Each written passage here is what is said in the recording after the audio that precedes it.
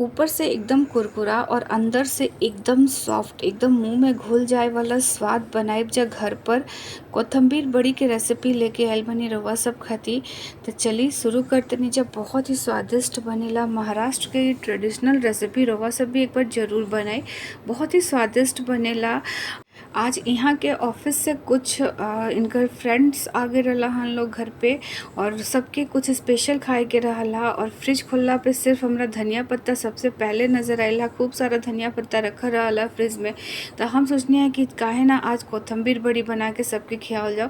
तो रउआ सब खातिर भी लेके आयल बनी आज कोथंबीर बड़ी की रेसिपी। आप सब लोग भी एक बार ज़रूर ट्राई करी।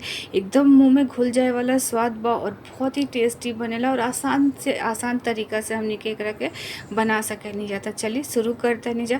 सबसे पहले हम इसकी दाल के भिंगो देनी है। आधा घंटा खातिर दाल भिंगा देनी है गर्म पानी में। आधा घंटा में बहुत ही बढ़िया से भींग के तैयार हो जाए। अगर समय बाद तो आप 1 से 2 घंटा एकरा के भिंगो करके रख ली। साथ ही में डाल दी अदरक, मिर्ची और लहसुन।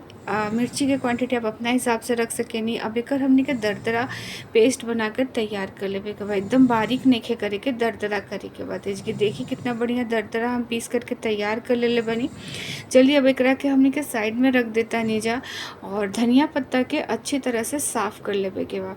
कोथंबीर बड़ी मतलब कि कोथंबीर के मतलब होखेला धनिया के पत्ती, जो कि हमनी के साइड में यूपी बिहार में धनिया पत्ता कहल जाला, बट महाराष्ट्र में एकरा के कोथंबीर कहल जाला।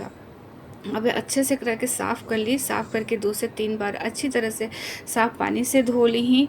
और धोला के बाद आप एकरा छोटा छोटा टुकड़ा कर ली, अच्छे से सुखा करके एक छोटा छोटा टुकड़ा करके एकरा के फ्रेश एकदम अच्छे से काट करके और एक बाउल में ट्रांसफ़र कर ली। तो इसलिए हम 2 धनिया के पत्ता के बंडल के यूज़ कर ले रहनी है। सब अच्छी तरह से काट करके एक बाउल में ट्रांसफ़र कर लेते नहीं। और एकरा के अब हमने के एकरा में डालब जा चना, जौन हमने के पीस के रख रहनी है जा। तो हम चना के दाल एकरा में डाल दी, ट्रांसफ़र कर दी। सारा के सारा हम इसकी डाल देता नहीं। और इन पूरा चना के दाल डाल करके हमने एकरा में पानी एक भी बूंद यूज़ नहीं करे के। चना दाल पीसे के समय भी पानी नहीं डाले के। अब इसका हम डालब हींग, बहुत ज़रूरी बा। हींग डाल दी ही, और साथ में स्वाद अनुसार नमक डाल दी ही। साथ ही साथ हल्दी पाउडर डाल दी आधा छोटा चम्मच। तीखा खाती हम इसकी लाल वाला तीखी लाल मिर्च की यूज़ के लिए बनी। आप नहीं तो कश्मीरी लाल मिर्च भी डाल सकेनी। अब इसकी हम लाल मिर्च डालते नहीं, और ओकरा साथ हम इसकी डालब चावल के आटा। तो 3 से 4 चम्मच ही हम इसकी चावल के आटा के यूज़ के लिए बनी। ज़्यादा चावल के आटा भी नहीं डले, या फिर ज़्यादा हम चना के दाल के भी यूज़ नहीं कैले। बस कम से कम चना के दाल और आटा में एक में बना के तैयार करे के बाद भुना हुआ जीरा के पाउडर डाल दी 1 चम्मच। सफ़ेद तिल डाल दी ही। अब बहुत ज़रूरी बा, एक से बहुत ही बढ़िया स्वाद आवेला। सफ़ेद तिल 1 चम्मच हम डालता नहीं। साथ ही में एक अब इसकी हम डालब थोड़ा सा बेकिंग पाउडर। तो आधा छोटा चम्मच के करीब बेकिंग पाउडर डाले के बाद, और बेकिंग पाउडर डालने के बाद इसकी हम डाल देता नहीं नींबू के रस। था आधा टुकड़ा नींबू के रस निचोड़ दी। और एकरा साथ में हम इसकी तेल ऐड करब। तो रिफाइन ऑयल बट्टे हमनी के करीब करीब 3 से 4 चम्मच हल्का गुनगुना एकरा के कर ली ही, और फिर एकरा में ऐड करी। तो हल्का गुनगुना तेल डाल दी ही एजा देखी, और गरम करके ही तेल डाले के बाद अब अच्छे से एकरा के मिक्स कर लेवे के बाद एक अच्छा बाइंडिंग आवे के चाहिए। पानी के यूज़ बिल्कुल भी नहीं करे के, बहुत ही बढ़िया से मतलब अच्छा से बंधे लागी। बस हाथ से अच्छी तरह से मिला ली, और इसके आप देख सके नहीं एक अच्छा बाइंडिंग आवता। अगर वह सबके मन बात तो डायरेक्ट एकरा के कोनो कटोरा या फिर कोई थाली वगैरह में फैलाकर भी बना सके नहीं, बट इसके हम ओवल साइज के करा के शेप दे ले बानी, छोटा छोटा लंबा लंबा, ताकि जल्दी से पक जाओ और फटाफट से हमने के मतलब सर्व कर सकी जा। तो तेरी हाथ में थोड़ा सा तेल ले ली या फिर थोड़ा सा पानी ले ली। पानी लेला के बाद एकरा के अच्छे तरीके से फैला लेवे के बाद हाथ पे गोल कर ली ही, और ओवल शेप दे करके का तैयार कर ले। इसके आप देख सके नहीं कितना बढ़िया एक शेप दे करके हम तैयार कर ले बनी। एक प्लेट में वापस अब हम इसकी सफ़ेद तिल रख देता नहीं, और एक साइड से तरी लगा लेवे के बाद इसकी आप देखिए कितना बढ़िया एक साइड से लग के तैयार हो गई। अब एकरा के एक वापस से एक शेप दे दी अच्छे से, और एकरा के आप चाहें तो डायरेक्ट प्लेट पर भी एकरा के फैला करके डायरेक्ट स्टीम दे करके रवा सब बना सकेनी। बस हम इसे छोटा छोटा सा शेप दे करके तैयार कर लेले बानी। यही तरी सब तैयार कर ली और साइड में पानी हम पतीला में चढ़ा देले रहनी है गरम होके खातिर। जैसे कि आप देख सकेनी अच्छा गुनगुना पानी होकर तैयार बटे। अब एकरा ऊपर छन्नी में हमनी के सारा रोल रख करके एकरा के स्टीम कर लेवे के बा। करीब करीब मीडियम से स्लो फ्लेम पर 10 मिनट खातिर स्टीम कर ली ही। और 10 मिनट के बाद मीडियम से स्लो फ्लेम पर ही रखब। 10 मिनट के बाद ढक्कन हटाई तेज कि आप देख सकेनी बहुत ही बढ़िया से स्टीम होके तैयार भ गई बटे। अब एकरा के ठंडा होके दी और ठंडा होखला के बाद आप एक एक करके एकरा के निकाली और निकाल करके आप अच्छी तरह से एकरा के ठंडा करके काटब। नहीं तो काटत गरम गरम में कटेला ना तो टूट जाला।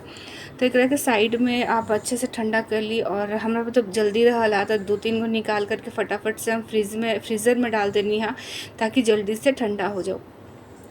अब इसके आप देख सकेनी सारा हमनी के जौन कोथम्बीर बड़ी के रोल तैयार हो गई बटे, ठंडा हो गई बा अच्छे से। अब आप एक करा के अपना मनचाहा शेप में काट सकेनी। तो हम इसकी हाफ इंच के मतलब हाफ इंच की चौड़ाई इतना मतलब काट करके बड़ी के शेप में तैयार कर ले रहनी है।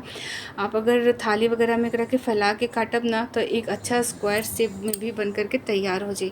बहुत ही बढ़िया लागेला एकदम मतलब ऊपर से एकदम कुरकुरा और अंदर से एकदम सॉफ्ट तैयार होकेला। इसकी आप देख सकतनी सारा बड़ी हम काट करके तैयार कर ले बनी। बस यही तरीके से एक अच्छा थोड़ा सा मोटा रख करके आप काट ली। और चलिए अब एकरा के हमने के फ्राई कर लेता नहीं जा। अगर जब चाहे तो ऐसे भी खा सके नहीं, बट एकरा के हमने के थोड़ा सा क्रिस्पी बना के बा, कुरकुरा बना के बा। तो अब हम कढ़ाई के गरम कर लेता नहीं और कढ़ाई में डाल देता नहीं तेल। तो तेल जब अच्छा हीट पे गरम हो जाए ना तब हम एकरा के एक एक करके ओकरा में ऐड करब और फिर एकरा के छान करके निकाल लेब। मस्ट ट्राई रेसिपी बा, आप सब लोग भी एक बार ज़रूर ट्राई करब जा। तो देखिए तेल बहुत ही बढ़िया हीट पे गरम हो गइल बा और एकरा के एक एक करके हम एकरा में ऐड कर देनी। और बड़ी डलला के बाद ना गैस के फ्लेम मीडियम पर कर दी। 2 मिनट एकरा के लागी उलट पलट के रवा सब बढ़िया कलर आवे तक कुरकुरा होखे तक एकरा के फ्राई कर ली। बस 2 मिनट के समय लागी फ्राई होखे में और बस 2 मिनट में अच्छी तरह से फ्राई हो जाए, कलर भी चेंज हो जाए और एकदम कुरकुरा बन करके क्रिस्पी हमने के मतलब बहुत ही स्वादिष्ट कोथम्बीर बड़ी बन करके तैयार हो जाए। रवा सब लोग भी एक बार ज़रूर ट्राई करब जा। मतलब इनकर ऑफिस से जितना इनकर दोस्त रहला ना सबके बहुत पसंद आइला, सब लोग बहुत तारीफ़ करला। हाँ लोग सबके बहुत अच्छा लगला, आप सब लोग के भी अच्छा लगी। आप सब भी एक बार ज़रूर बनाई ट्राई करी और कमेंट्स करब कि कैसन लागल है कोथम्बीर बड़ी महाराष्ट्र के ट्रेडिशनल रेसिपी। आप सबके भी बहुत पसंद आई, एक बार ज़रूर ट्राई करब जा और एक लाइक ज़रूर करब जा। बस यही तरी सारा निकाल ली और दूसरा बैच ऐड कर दी। एक अच्छा देखिए कितना सुंदर कलर भी आ गल बा, देखे में इतना ही टेम्पटिंग लागता। तो आप सब सोच सके नहीं खाए में कितना स्वादिष्ट लागत है। वापस हम इसका दूसरा बैच ऐड करके फ्राई करके निकाल लेते नहीं। हम इसकी धनिया पत्ता की चटनी के साथ सर्व कर ले रही हैं, सबके बहुत पसंद आई रहा। आप सब लोग भी एक बार ज़रूर ट्राई करिए, आप सबके भी बहुत पसंद आई। और अगर पसंद आता तो एक लाइक शेयर और सब्सक्राइब जरूर कर दीजिए। इंस्टाग्राम और फेसबुक पर बानी तो पेज के फॉलो कर ली। और बहुत ही स्वादिष्ट रेसिपी हमारा चैनल पे और भी ढेर सारा बा, आप सबके बहुत सारा रेसिपी मिल जाए। और अगर हमारा चैनल पे नया बनी तो जल्दी से जाके सब्सक्राइब कर ली। ऐसे ना टेस्टी टेस्टी रेसिपी के साथ फिर रवा सबसे बहुत जल्दी मिलते हैं। रेसिपी हम आप सबके एक तोड़ के दिखाते नहीं, देखिए कितना बढ़िया एकदम मतलब अंदर से एकदम सॉफ्ट लगाता और ऊपर से कुरकुरा बाटे ना। बस आप सब भी एक बार ज़रूर ट्राई करी और कैसा लगल है कमेंट ज़रूर करब। फिर मिलते नहीं एक नया रेसिपी में, तब तक अपन बहुत बहुत ध्यान रखब जा। Bye by.